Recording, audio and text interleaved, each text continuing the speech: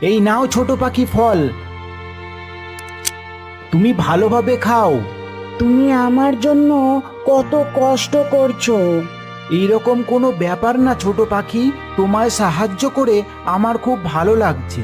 তুমি তাড়াতাড়ি সুস্থ হয়ে যাও। আমি এখন আসছি ছোট পাখি।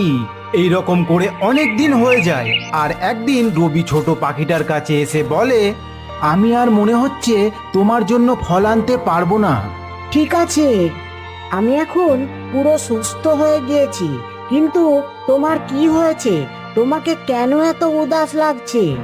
আমি এই ফল প্রধানবাবুর ফলের বাগান থেকে পাপ্পু মালির কাছ থেকে ফলের পয়সা দিয়ে ফল কিনে আনতাম, কিন্তু এখন আমার কাছে আর পয়সা নেই।